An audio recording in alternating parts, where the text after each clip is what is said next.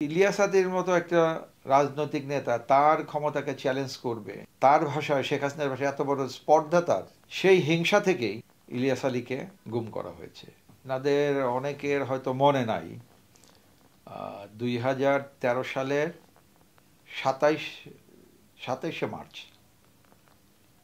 ঢাকাতে বিএনপির একটা মুক্তিযোদ্ধা মহাসম্মেলন ছিল, সমাবেশ ছিল ইঞ্জিনিয়ারিং ইনস্টিটিউটে।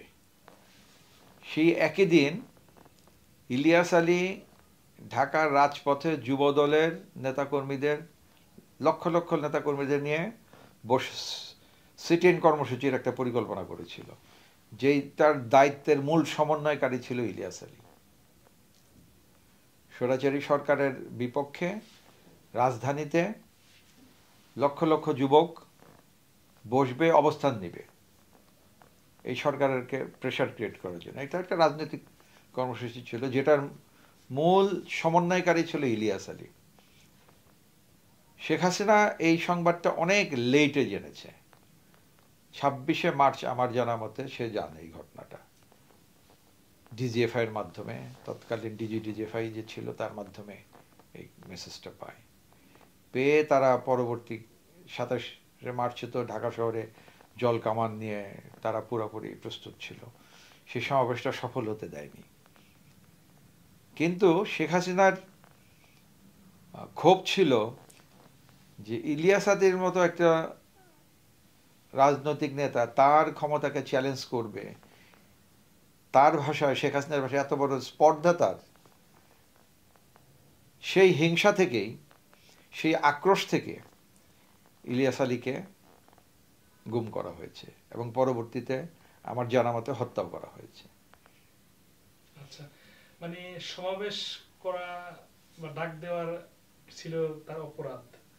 কারেক্ট। আচ্ছা, এমনিতে বিএনপিতে তৎকালীন সময়ে ইলিয়াস আলীর ভূমিকাটা কেমন ছিল সিলেটে বা তার অবস্থান? ইলিয়াস আলী তো একজন তরুণ নেতা ছিলেন। সে আমাদের এখানে যতগুলোই প্রোগ্রাম হয়েছে সবগুলো প্রোগ্রামে অগ্রণী ভূমিকা নিয়েছে এবং বিশেষ করে সিলেট অঞ্চলের তুখোর নেতা ছিলেন।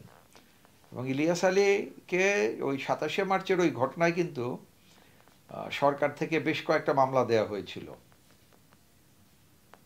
এবং তার একটা মামলাতে কিন্তু আমিও আসামি ছিলাম। আমিও যেদিন হাইকোর্ট থেকে জামিন নেয়, একই দিনে ইলিয়াস আলীও জামিন নিতে গিয়েছিল ব্যারিস্টার মাহবুদ্দিন খোকনের মাধ্যমে। কিন্তু সেদিনই আমি যেদিন জামিন পেয়েছিলাম হাইকোর্ট থেকে, সেদিন ইলিয়াস আলী জামিন পায়নি। তো ইলিয়াস আলী সিলেট অঞ্চলের একটা ফিগার ছিল অবশ্যই। আর সে যেহেতু রাজধানীতে এই ধরনের এত বড় একটা সমাবেশের দায়িত্বে ছিল, সেটাকে শেখ হাসিনা মনে করেছে তার ক্ষমতার প্রতি হুমকি স্বরূপ। তো শেখ হাসিনা তো আসলে তার ক্ষমতাকে কেউ চ্যালেঞ্জ করবে এটা সে সহ্য করতো না। সে তো বেসিক্যালি শেখ হাসিনা একটা রাজনৈতিক নেত্রী ছিলেন না। শেখ হাসিনা ছিলেন একজন স্বৈরাচারিণী, শেখ হাসিনা ছিলেন একজন খুনি, শেখ হাসিনা ছিলেন একজন লুটেরা, এদেশের টাকা পাচারকারী। তো শেখ হাসিনা যদি একজন রাজনৈতিক নেত্রী হতেন তাহলে রাজনৈতিক কর্মসূচির জন্য এই ধরনের ঘটনা ঘটাতে পারতেন না। এমনিতে অনেকে বলে থাকেন যে ভারতেরও একটা হুমকি স্বরূপ ব্যক্তি ছিলেন ইলিয়াস আলী। শেখ হাসিনার যেগুলো হুমকি ছিল সেগুলো অটোমেটিক্যালি ভারতেরও হুমকি। বিডিআর নিয়ে আমি যখন কথা বলেছি তখন আমিও ভারতের রোশনালে পড়েছি, ডিজিএফআই রোশনালে পড়েছি। আমার ওই বাসায় মিডনাইটে 2 দিন গোয়েন্দা বাহিনী সিভিল ডিফেন্সে এসে দরজা ভেঙে আমাকে নেয়ার চেষ্টা করেছে। প্রথমবার পারেনি, দ্বিতীয়বার তো আমাকে দরজা ভেঙে আমার বাসা থেকে আমাকে অপহরণ করে নিয়ে যায়।